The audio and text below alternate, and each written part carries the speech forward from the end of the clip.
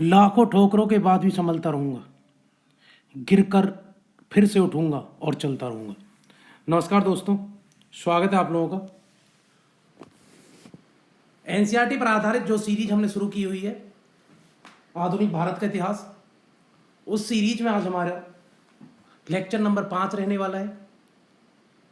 आप वीडियो को शेयर करेंगे, बहुत इंपॉर्टेंट क्लास रहने वाली है और हर एग्जाम के लिए जहां जहां इतिहास आता है उसके लिए बेहद महत्वपूर्ण क्लास है प्यारे बच्चों। देखेंगे आज का पहला क्वेश्चन क्या रहने वाला है। आप वीडियो को शेयर करें और ज्यादा से ज्यादा लोगों को जोड़ें। पहला क्वेश्चन है, गुप्त काल का वास्तविक शासक कौन था? बताइए कौन था गुप्त काल का वास्तविक शासक? भैया ये था चंद्रगुप्त प्रथम। लेकिन आपसे क्वेश्चन अगर सिर्फ यही पूछें कि गुप्त वंश का संस्थापक कौन था, वास्तविक शासक तो ये है चंद्रगुप्त प्रथम, इसी के समय से गुप्त पावरफुल हुए थे। लेकिन गुप्त वंश का सिर्फ संस्थापक पूछेंगे, वंश का संस्थापक, तो आप लोग आंसर करेंगे प्यारे बच्चों। अब आपसे सिर्फ संस्थापक पूछेंगे तो संस्थापक है भैया श्रीगुप्त। गुप्त वंश के संस्थापक श्रीगुप्त है। गुप्तों की राजधानी पाटलिपुत्र है। गुप्तों की राजधानी क्या थी? गुप्तों की राजधानी पाटलिपुत्र, याद रखना। गुप्त साम्राज्य का वास्तविक संस्थापक चंद्रगुप्त प्रथम है, इसी के समय से गुप्त पावरफुल हुए थे। क्वेश्चन है, प्रथम गुप्त शासक जिसने स्वर्ण सिक्के जारी किए, तो बताइए इनमें से कौन सा गुप्त शासक है जिसने सोने के सिक्के जारी किए थे? तो याद रखना भैया, चंद्रगुप्त प्रथम है वो। इसी ने चांदी के भी और चांदी के भी और सोने के भी, चांदी और सोने दोनों के सिक्के जारी किए थे इसने। याद रखेंगे, बहुत इंपॉर्टेंट क्वेश्चन है। आप वीडियो को शेयर करेंगे और ज़्यादा से ज़्यादा लोगों को आप वीडियो के साथ जोड़ेंगे। अगले क्वेश्चन की तरफ चलेंगे। विदेशी राज्य जिसने समुद्रगुप्त से अनुरोध किया था कि उसे भारत में बौद्ध विहार बनाने की अनुमति दी जाए, वह कौन सा वंश था? बताइए कौन सा विदेशी राजा था जिसने कहा था समुद्रगुप्त से अनुमति मांगी कि भारत में उसे बौद्ध विहार बनाने की अनुमति दी जाए? तो याद रखना भैया, वो श्रीलंका का राजा था मेघवर्मन। कौन था वो? मेघवर्मन। मेघवर्मन ये श्रीलंका का राजा था। इसी ने ही परमिशन मांगी थी, श्रीलंका का राजा थे समुद्रगुप्त से कि भैया हमें भारत में बौद्ध विहार बनाने की अनुमति दी जाए। बहुत इंपॉर्टेंट क्वेश्चन है, आप वीडियो को शेयर करें। अगले क्वेश्चन तरफ चलें। अगला क्वेश्चन क्या कहता है? अगला क्वेश्चन है, शक विजेता किसे माना जाता है? बताओ। शक विजेता है शकों का विनाशक, जिसने शकों को हरा दिया, चंद्रगुप्त द्वितीय भैया, याद रखना। शकों का जो अंतिम शासक था, शकों का अंतिम शासक जिसका नाम था रुद्रसेन तृतीय। रुद्रसेन तृतीय को हराया भैया इसने, रुद्रसेन तृतीय को हराया और शकों को भारत से बाहर निकाल दिया। उस व्यक्ति का नाम था चंद्रगुप्त द्वितीय, याद रखना। इसी को शक विजेता कहा जाता है। और चंद्रगुप्त द्वितीय ही वो है जिसने शकों को हराकर भैया विक्रमादित्य की उपाधि ली थी। इतिहास के पहले व्यक्ति जिसने विक्रमादित्य की उपाधि ली तो वो कौन था भैया? वो चंद्रगुप्त द्वितीय था। अगला क्वेश्चन, इलाहाबाद स्तंभ अभिलेख का संबंध किससे है? बताइए। प्रयाग प्रशस्ति भी कहते हैं, किससे संबंध है? बहुत इंपॉर्टेंट क्वेश्चन भैया, यूपी पुलिस में भी आया था। इलाहाबाद स्तंभ लेख का संबंध किससे? महाबदनंद, चंद्रगुप्त द्वितीय, चंद्रगुप्त मौर्य, अशोक या समुद्रगुप्त? तो इलाहाबाद जो है भैया वो है समुद्रगुप्त का, प्रयाग प्रशस्ति, याद रखना। हालांकि बनवाया अशोक ने, लेकिन किसका इस पर लिखवाया किसने, कि गुप्त शासक ने? तो उसका नाम है भैया समुद्रगुप्त, याद रखना। ठीक है, गुप्तों में संबंध इसका। हालांकि अशोक ने ही बनवाया था, लेकिन इसमें आंसर भैया क्या? गुप्त, समुद्रगुप्त से संबंधित प्रयाग प्रशस्ति इलाहाबाद से ला रही। गुप्त राजा जिसने विक्रमादित्य की उपाधि ग्रहण की, देखो अभी हमने बात की थी किसने शकों को उड़ाकर, चंद्रगुप्त द्वितीय ने ही भैया विक्रमादित्य की उपाधि सबसे पहले की। अच्छा बताओ, भारत अंतिम व्यक्ति कौन है? अंतिम विक्रमादित्य भारत का, जिसने भैया 14वां विक्रमादित्य था, 14वां। तो कौन था अंतिम विक्रमादित्य? उसका नाम है अंतिम विक्रमादित्य में प्यारे बच्चों हर्षवर्धन। हर्षवर्धन ने भैया मुगलों को हराकर गद्दी प्राप्त कर ली थी, मुगलों की एक सेना को हराकर। हालांकि उस समय अकबर नहीं था, अकबर और बैरम खान दोनों नहीं थे, पंजाब एक लड़ाई पे गए हुए थे, हुमायूं की डेथ हो चुकी थी। तो तभी इसने मुगलों के एक सेनापति गद्दी पर बैठ गया था, तभी इसने धारण की थी विक्रमादित्य, सॉरी हर्षवर्धन क्या था, हेमू नाम था ना, हेमचंद्र विक्रमादित्य, हेमचंद्र विक्रमादित्य, याद रखना, हेमचंद्र विक्रमादित्य, इसने हराया मुगलों को। और वो थे हेमचंद्र विक्रमादित्य, हेमू था भैया। अगला क्वेश्चन, किस शासक के सिक्के संगीत के प्रति प्रेम दर्शाते हैं, बताओ। तो वो कौन है भैया, समुद्रगुप्त। इसको उसके सिक्कों पर बीणा बजाते हुए दर्शाया गया, इसको कपिराज भी कहा गया, तो बीणा बजाते दर्शाया गया, बीणा बजाते हुए दर्शाया गया है इसको इसी के सिक्कों पर। किसके सिक्कों पर, समुद्रगुप्त। तो याद रखना भैया, ये बीणा वादक था, इसको इसी के सिक्कों पर बीणा बजाते हुए दर्शाया गया है। बहुत इंपॉर्टेंट क्वेश्चन है। इसकी जो उपाधि थी वो कौन सी थी, इसकी उपाधि थी भैया कविराज की, याद रखना, इसको कविराज कहा जाता। और दूसरा, इसी को ही भारत का नेपोलियन कहा जाता है। भारत का नेपोलियन किसको कहा जाता है भैया, भारत का नेपोलियन है, भारत का नेपोलियन कहा जाता है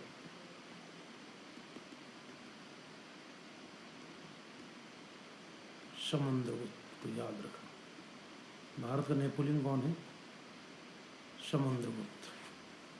गुप्तकालीन, अच्छा भारत का नेपोलियन कौन थे, कोई ये क्वेश्चन आ गया, मैं ये बताते, समुद्रगुप्त। किसको, समुद्रगुप्त कहते हैं भारत का नेपोलियन। गुप्तकालीन रजत मुद्राओं का को नाम दिया गया था, बताओ कौन सा। जो चांदी के सिक्के थे गुप्तों के समय, उनको किस नाम से दर्शाया गया था, क्या बोला जाता था भैया गुप्त काल में चांदी के सिक्कों को। बहुत इंपॉर्टेंट क्वेश्चन है, वीडियो को आप शेयर करेंगे और ज़्यादा से ज़्यादा लोगों के साथ जोड़ेंगे भैया। तो याद रखना, गुप्तकालीन जो चांदी के जो सिक्के थे उनको भैया रूपक कहते थे, याद रखना, इंपॉर्टेंट है। क्या आंसर है, क्या बोला जाता था उनको, रूपक कहते थे। गुप्तकालीन चांदी के सिक्कों को किस नाम से जाना जाता था बच्चों, रूपक के नाम से जाना जाता था, ठीक है, याद रखना।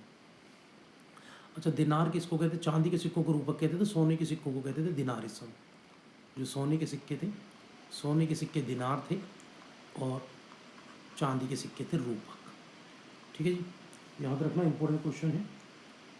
ज़्यादा से ज़्यादा लोगों को आप वीडियो से जोड़ें। और ये भी याद रखना, सबसे ज़्यादा जो सोने के सिक्के चलाए थे वो गुप्तों ने चलाए थे। अगला क्वेश्चन है, चंद्रगुप्त के नवरत्नों में से कौन सा फलित ज्योतिष था, तो बताओ इनमें से कौन एक ज्योतिष था। बहुत इंपॉर्टेंट क्वेश्चन है। बरूची था, शंकु था, छपड़क था या अमर सिंह था, बताइए इनमें से कौन सा एक फलित जोशी था। इंपॉर्टेंट क्वेश्चन है और ज़्यादा से ज़्यादा लोगों को जोड़ें आपने। फलित जोशी, तो अब कह लो फलित जोशी छपड़क था, वैसे बेताल भट्ट भी तो ज्योतिषी था, जादूगर था वो, तो ठीक है, ये था बेताल भट्ट जादूगर था, ये क्या था, फलित जोशी यही था। अच्छा भैया, इसने भी 9 नवरत्न रखे, सबसे पहले इसी ने रखे थे। और अशोक ने जो रखे, अशोक के तो सॉरी अकबर के तो सबसे ज़्यादा फेमस हुए थे, लेकिन सबसे पहले इतिहास में किसने रखे, चंद्रगुप्त द्वितीय ने रखे। चलो, इसके 9 नवरत्न कौन थे, हम उन पर बात कर लेते हैं, बताइए। तो भैया याद रखना, एक इनके नवरत्न थे कालिदास जी, कालिदास ने बहुत सारी किताबें लिखी हैं। एक थे भैया इनके धन्वंतरी चिकित्सक थे इनके, याद रखना, धन्वंतरी ये थे चिकित्सक थे। बराहमीर एस्ट्रोलॉजर थे, ब्राह्मीर थे प्यारे बच्चों। एक इनके क्या थे, ब्राह्मीर थे। एक थे अमर सिंह थे, जिन्होंने अमरकोश लिखा, अमर सिंह संस्कृत का शब्दकोश लिखा, अमरकोश, ठीक है। चौथे कौन थे, अमर सिंह अमरकोश लिखा। 5वें शंकु थे, शंकु इनके वास्तुकार थे इस समय। छठे कौन थे, छठे थे प्यारे बच्चों छपणक, छपणक क्या थे, ज्योतिष थे, छपणक क्या थे, ज्योतिष थे। 7वें कौन थे, 7वें थे प्यारे बच्चों बेताल भट्ट, बेताल भट्ट कौन थे, बेताल भट्ट भैया जादूगर थे। 8वें कौन थे, 8वें थे भैया बरूची नाटककार थे, विद्वान थे, बरूची, याद रखना, ठीक है, बरूची मात्रा आगे से आती है, ठीक है। 9वें कौन थे, 9वें थे घटकर पर, ये भी विद्वान थे, घटकर पर, ठीक है, घटकर पर थे, ये थे। तो ये थे भैया इनके 9 नवरत्न। इतिहास में सबसे पहले नवरत्न चंद्रगुप्त द्वितीय नहीं रखे भैया, ये चंद्रगुप्त द्वितीय दूसरे वाले चंद्रगुप्त द्वितीय। कवि कालिदास किसके दरबार में थे, तो भैया यही थे, चंद्रगुप्त द्वितीय के दरबार में थे, इसको विक्रमादित्य भी कहते हैं, ये हम बात कर रहे हैं, ठीक है। नगरों का क्रमिक पतन किस काल की एक महत्वपूर्ण विशेषता है, बताओ। नगरों का क्रम पतन हो गया, ये किस काल की विशेषता है? बताओ किस काल में नगर एकदम से ढह गए थे? तो याद रखना भाई, गुप्तों के समय एकदम से नगर पूरी तरह ढह गए थे। पूरा गंगा घाटी के आसपास का क्षेत्र पूरा ही अस्त व्यस्त हो गया था। किसके समय? मुगलों के समय। ठीक है। और गंगा घाटी से जो सत्ता का केंद्र होता था पाटलिपुत्र, वो कहीं ना कहीं शिफ्ट होकर भैया भारत के अलग अलग राज्यों में चला जाएगा। शक्ति भारत को अलग अलग राज्यों से शक्तियाँ कंट्रोल करने लगी, जो अभी तक कहाँ से कर रही थी? जो अभी तक भैया गुप्त भारत को कंट्रोल कर रहे थे। अगले क्वेश्चन तरफ चलते हैं। अगला क्वेश्चन क्या है? अगला क्वेश्चन है प्यारे बच्चों, गुप्त शासकों की राज के दरबारी भाषा क्या थी? बताओ गुप्तों की भाषा क्या थी? लास्ट टाइम मैंने तुम्हें सातवाहनों की भाषा बताई थी कि उनकी दरबारी भाषा क्या थी। अब आप मुझे बताएंगे गुप्तों की दरबारी भाषा क्या हुआ करती थी। बहुत इंपॉर्टेंट क्वेश्चन भैया। वैसे गुप्तों की जो दरबारी भाषा थी ना, वो थी संस्कृत। याद रखना। इनके जो एरन अभिलेख मिला है ना, पहला सती प्रथा का शिलालेख, वो भी किस में है? वो भी संस्कृत भाषा में। शतरंज का खेल कहाँ उद्भूत हुआ? बताओ शतरंज का खेल दुनिया में कहाँ से शुरुआत हुई है? शतरंज की खेल चीन में, ईरान में, इंडोनेशिया में था या भारत में? बताइए शतरंज कहाँ से निकला है? शतरंज भैया जो ओरिजिनेट हुआ है, उद्भूत हुआ है, वो भारत से हुआ है। तो जो शतरंज हुआ है वो ये हुआ भैया, याद रखना।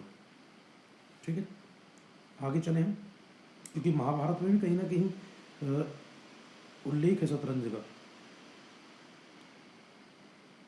ठीक है, जैसे मतलब युद्ध व्यू की रचना करते थे, जैसे ऐसे पास उठकर दर रख देते थे, जैसे पूरे घोड़ों को पूरा जो युद्ध की व्यू की उस समय जो रचना करते थे ना पूरा, तो वो शतरंज की तरह ही दिमाग लगा करते थे। तो कहीं ना कहीं ये श्योर है कि जो शतरंज का ऑरिजिनेट हुआ है वो भारत से हुआ भी।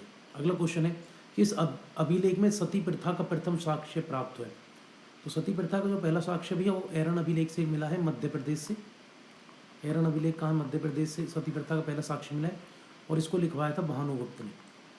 ये गुप्त वंश का एक शासक होगा, बहुत बाद में भानुगुप्त का ही 510 ईस्वी में भानुगुप्त ने ही लिखवाया था। और इसी में लिखा दिया कि गुप्तों का एक शासक हुआ रामगुप्त, और रामगुप्त का एक सेनापति था गोपराज। गोपराज युद्ध में मारा जाता है, उसको सती और उसको अंतिम संस्कार के लिए ले जा रहे थे। उसी की पत्नी अन्नी ने उसमें छलांग लगा दी, और वही इतिहास की पहली सती उसी की चिता में छलांग लगा दी थी, उसी के साथ जलकर मरी थी अन्नी। यही भारत पहली सती। ये सारी बातें जो मैंने आपको बताई यही लिखी हुई हैं एरन अभिलेख, मध्य प्रदेश में। प्यारे बच्चों, अगले क्वेश्चन की तरफ हम चलेंगे। अगला क्वेश्चन क्या कहता है? अगला क्वेश्चन है, किसी चीनी यात्री ने भीनमाल की यात्रा की? तो बताओ तो वो कौन सा चीनी यात्री है जिसने भीनमाल की यात्रा की? ठीक है, भीनमाल जो राज्य है, आप ये भीनमाल जो जगह है ना वो गुजरात में है। ठीक है, आप कह लो पहले ये जो गुजरात में जगह है, तो भीनमाल का मतलब प्यारे बच्चों गुजरात है। तो बताएं आप, भीनमाल यानी गुजरात की यात्रा की। ख्वाई आन ने, संजू गन ने, या वेन सांग ने, अजित सिंह ने, बताइए चारों चीनी यात्री हैं। तो बताइए इनमें से किसने भीनमाल की यात्रा की थी? तो भैया याद रखना, वेन सांग आया था हर्षवर्धन के समय। तो वेन सांग ने यात्रा की थी भैया। ठीक है, हर्षवर्धन के समय भारत आया था और ये यात्रा करने के लिए निकल गया था गुजरात की तरफ। इसने एक पुस्तक भी लिखी, शियुकी। इसकी एक फेमस पुस्तक है जिसका नाम है शियुकी, याद रखना। इसकी फेमस पुस्तक है शियुकी। और ये भी याद रखेंगे आप लोग कि इसको यात्रियों का राजकुमार कहा जाता है। यात्रियों का राजकुमार है कौन? यात्रियों का राजकुमार वेनशांग को। और इसी को कहा जाता है आधुनिक शाक्य मुनि। ये शाक्य मुनि तो महात्मा बुद्ध को कहते हैं, लेकिन आधुनिक शाक्य मुनि किसको कहते हैं? इसको। वेनशांग भारत क्यों आया था भैया? नालंदा विश्वविद्यालय में पढ़ने आया था ये वेनशांग भारत। उसके बाद ये हर्षवर्धन के दरबार में आया, और ये 9 साल हरियाणा में रहा। टोटल 15 साल भारत में रहा, उसमें से 9 साल ये हरियाणा में रहा था। अगले क्वेश्चन की तरफ चलते हैं हम। तीसरी शताब्दी में बारंगल प्रसिद्ध था। बताओ किसके लिए प्रसिद्ध था बारंगल? बताइए जल्दी से, किसके लिए फेमस था बारंगल? तो बारंगल जो रीजन है, पहले तो ये समझे कि बारंगल जो है ये है का, तो वर्तमान का जो तेलंगाना है ना, तेलंगाना वही क्या है? वही बारंगल था उस समय का। ठीक है, तो भैया किस लिए फेमस था बताओ? तांबे के बर्तनों के लिए फेमस है, आज भी अगर आप लगाएंगे तेलंगाना में।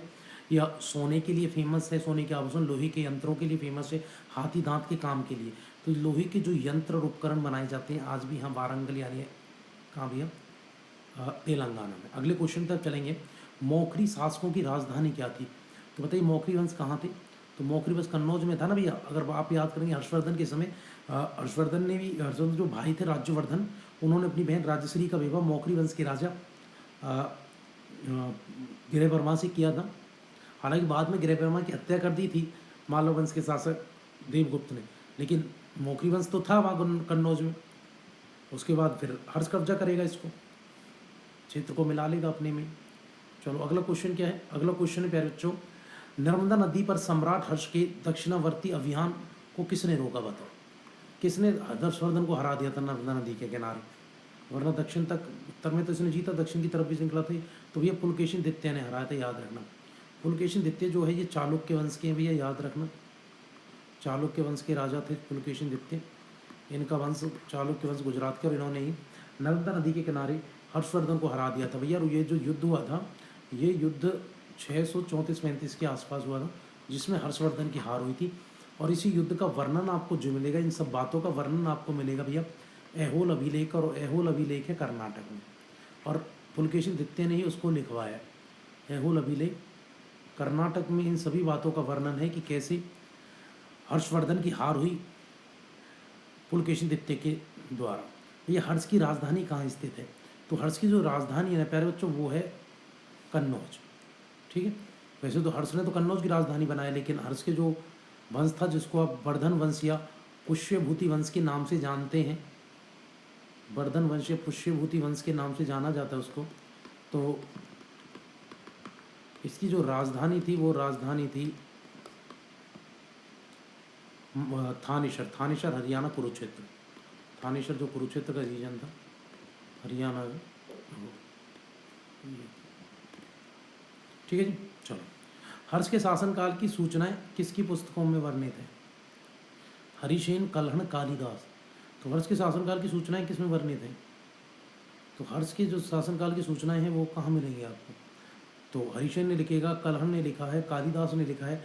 तो हर्षवर्धन के बारे में मेरे प्यारे बच्चों किसने लिखा है? बहुत इंपॉर्टेंट क्वेश्चन है। वीडियो को आप शेयर करें और ज़्यादा से ज़्यादा लोगों को जोड़ें। तो भैया हर्ष की जो राजधानी जो कन्नौज थी, और हर्ष के बारे में जो लिखा है ना, वो कल्हण ने लिखा है। कल्हण की किताब है राजतरंगिणी। राजतरंगिणी में जो इतिहास है ना, वो है तो कश्मीर का इतिहास, लेकिन उसने अशोक को बताया कि कैसे वो भैया टैक्स लेता था, कहाँ से? सिल्क रूट, रेशम मार्ग से जो कश्मीर होते हुए जाता था। उसी में वर्णन है किसके बारे में भैया? हर्ष के बारे में। अगले क्वेश्चन बात करेंगे, चीनी यात्री वेनसांग ने किस विश्वविद्यालय का में अध्ययन किया? तो भैया पढ़ने आया था, मैंने बताया था, और नालंदा विश्वविद्यालय पढ़ने आया था। नालंदा विश्वविद्यालय कहाँ है? तो भैया नालंदा विश्वविद्यालय जो है ये बिहार में है। और याद रखना, नालंदा विश्वविद्यालय जो था, इसकी स्थापना किसने करवाई थी? इसकी स्थापना हुई थी प्यारे बच्चों 413 ईस्वी में। 413 ईस्वी में किसने करी? कुमारगुप्त ने। गुप्त वंश के शासक कुमारगुप्त ने इसकी स्थापना की थी। लेकिन भैया इसको 1191 ईस्वी में एक लुटेरा आया था, नाम था बख्तियार खिलजी, मोहम्मद गौरी का गुलाम था, कुतुबुद्दीन ऐबक का सेनापति था। बख्तियार खिलजी ने इसको तोड़ दिया, ने भैया जला दिया था, पूरा ध्वस्त कर दिया नालंदा विश्वविद्यालय को। आज तक बनवा नहीं पाए हैं, जला दिया इस विश्वविद्यालय को। दुनिया का सबसे बड़ा विश्वविद्यालय उस समय का कौन सा? नालंदा विश्वविद्यालय। इसको जला दिया बख्तियार खिलजी, याद रखना, बख्तियार खिलजी ने। ठीक है जी। कुतुबुद्दीन ऐबक का क्या था? ये कुतुबुद्दीन ऐबक का ये गुलाम था, और सेनापति था किसका? सेनापति था प्यारे बच्चों ये गौरी का। कहाँ पहुँच गए? याद रखना, ये कुतुबुद्दीन ऐबक का सेनापति था। ये कुतुबुद्दीन ऐबक का सेनापति था। ठीक है, चलो अगले क्वेश्चन में, समुद्रगुप्त के प्रथम प्रशस्ति में कौशल के शासक का क्या नाम है? बताओ। इसने जो लिखवाया शिलालेख समुद्रगुप्त ने, उसमें उसने जो कौशल के राजा था उसका नाम क्या बताया? शिवगुप्त बताया, सोमेश्वर देव बताया, महेंद्र बताया, या महिपाल बताया था? तो बताएं क्या नाम बताया था भैया समुद्रगुप्त ने कौशल के राजा को? बहुत इंपॉर्टेंट क्वेश्चन है, आप वीडियो को शेयर करें भैया। बहुत इंपॉर्टेंट क्वेश्चन, बताइए जल्दी से। समुद्रगुप्त ने जो अपनी प्रयाग प्रशस्ति लिखवाई थी, प्रयाग है, ये प्रयाग है ना, इलाहाबाद जो तमले का शोक लिखवाया था हरिसेन के द्वारा, उसमें कौशल के राजा को किस नाम से संबोधित किया था?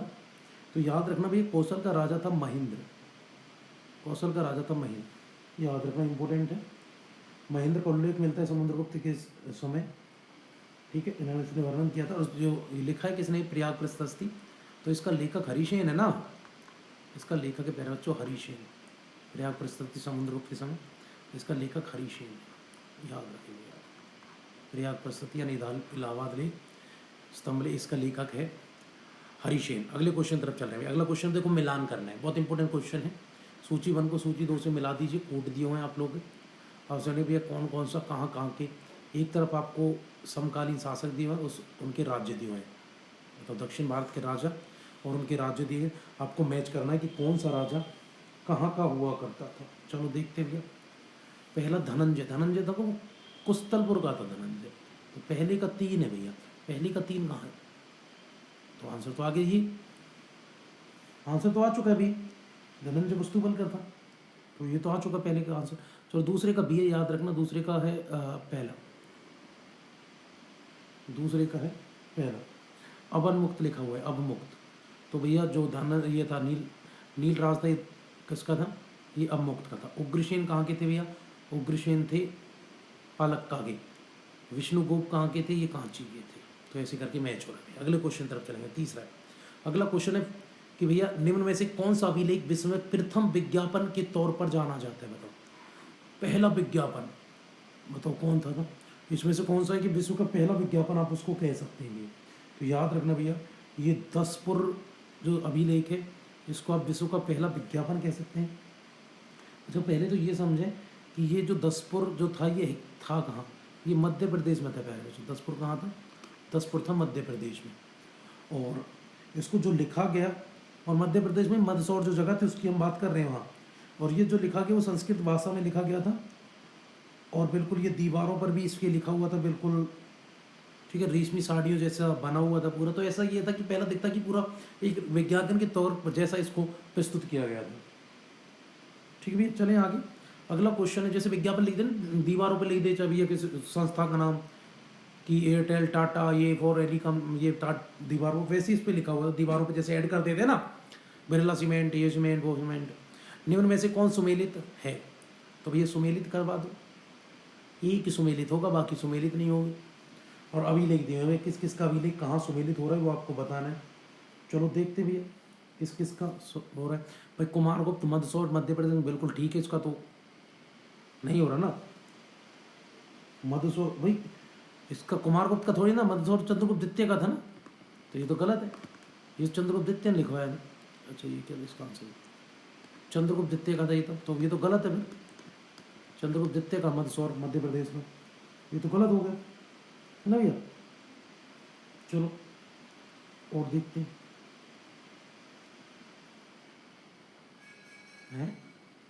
सम्मिलित नहीं, मंदसौर मध्य प्रदेश, कुमारगुप्त, चंद्रगुप्त द्वितीय का तो वो, इसका तो मेहरौली था ना भैया। ये क्वेश्चन गलत है, इसमें लिखा हो सुमेलित नहीं है, क्योंकि बाकी तो सारे सुमेलित दिख रहे हैं मुझे, क्योंकि मंदसौर तो था कुमारगुप्त का, चंद्रगुप्त द्वितीय का नहीं था, ये कुमारगुप्त का ही था, तो ठीक है। पथिक तक्षशिला का था, ये भी ठीक है। प्रभावती का नहीं था, प्रभावती का अलग था। प्रभावती का जो था ना, प्रभावती ने जो लिखा वो उदयगिरी नहीं था, उदयगिरी नहीं था। प्रभावती का जो दिखता है वो ये भैया मध्य प्रदेश में कौशल लिखवाया था प्रभावती ने, कौशल क्षेत्र में जो था, तो ये तो नहीं था, तो यही गलत है तीसरा। बाकी ये सही है। समुद्रगुप्त का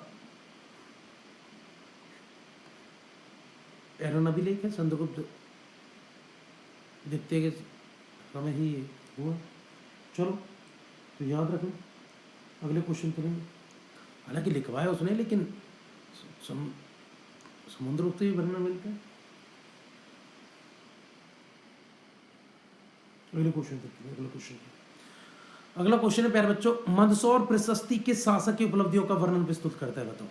मंदसौर, अभी तो हमने बात की, बताइए मंदसौर किससे संबंधित है? मंदसौर कुमारगुप्त, ये लिखा हुआ मिलान तो हो पड़ा है, किसका भी है? ये है स्कंदगुप्त। अगले क्वेश्चन तरफ चलेंगे। अगला क्वेश्चन क्या कहता है?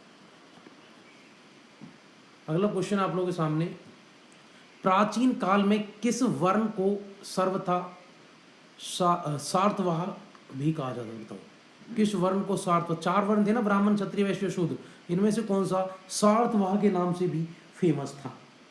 तो भैया सार्थवाह जो थे ना वो वैश्य थे। वैश्य यानी बनिया लोग, व्यापारी लोग, उनको सार्थवाह या व्यापारी कहते थे भैया। ठीक है, पूरा इनका एक मंडली होती थी, ग्रुप होता था, यानी वैश्य यानी व्यापारियों का जो ग्रुप था, वैश्यों का जो ग्रुप, वही क्या कहलाता, ग्रुप कह लो या समूह कह लो, वही क्या होता था, वही कहलाता था भैया सार्थवाह। याद रखना वैश्यों का। भारतीय यात्रा में फाहियान ने एक चिकित्सालय का उल्लेख किया है, तो बताइए फाहियान ने जो चिकित्सालय का उल्लेख किया वो कहाँ था? कहाँ बताया इसने चिकित्सालय? तो इसने बताया चिकित्सालय जो होता है ना वो पाटलिपुत्र में था। कहाँ था? पाटलिपुत्र में बताया था। भारत के इतिहास के संदर्भ में कुल्या बाप और द्रोणा बाप शब्द का निर्दिष्ट करते हैं। बताओ, 2 शब्द हैं, एक है कुल्या बाप, दूसरा द्रोण बाप। तो ये शब्द जो है ये किससे संबंधित है? भूमाप से है, विभिन्न मौद्रिक मूल्यों के सिक्कों से है, नगर की भूमि के वर्गीकरण से है, या धार्मिक अनुष्ठान से है। तो भैया जो ये कुल्य बाप, द्रोण बाप जो होते हैं ना, ये भूमि मापने की यूनिट हुआ करती थी किसके समय?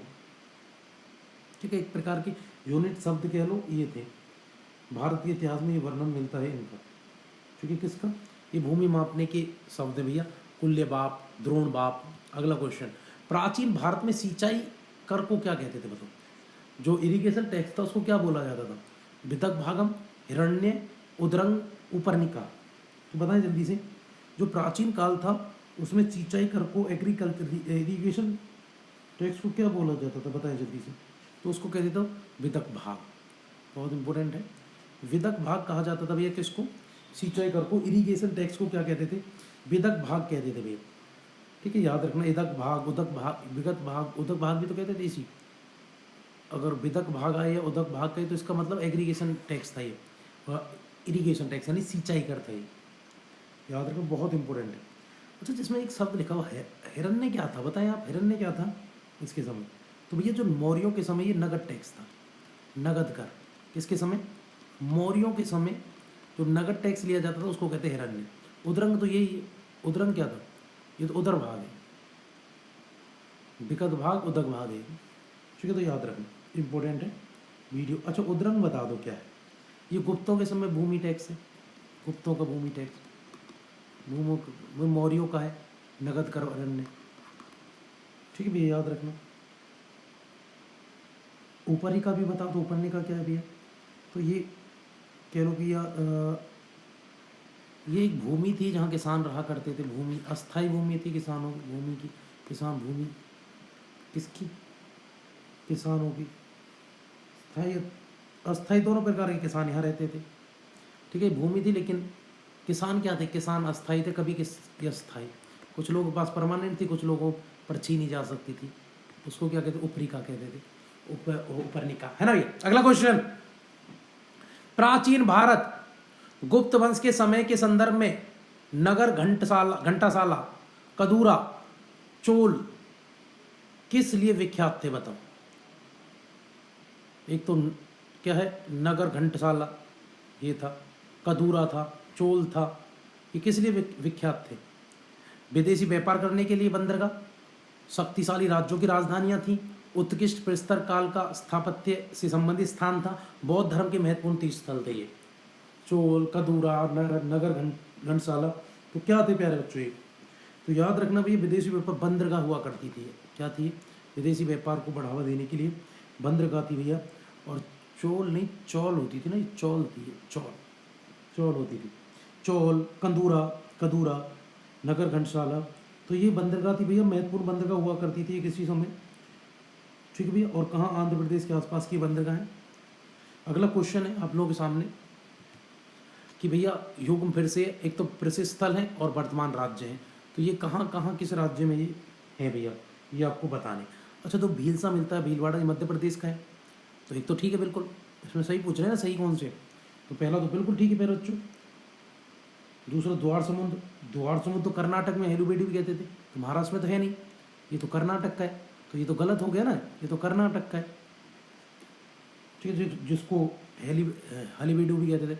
गिरिनगर गुजरात का है। गिर क्षेत्र जो है ये भी ठीक है, ये भी ठीक है। स्थान इस बार हरियाणा और उत्तर प्रदेश में है नहीं, हरियाणा का है। तो भैया 1 और 3 ठीक है, 4 तो उड़ा दो, 1 और 3 ही ठीक है। दूसरा भी गलत है, 1 3 कहाँ है, यहाँ प्यारे बच्चों ये भी गलत है, ये भी गलत है, ये पहला।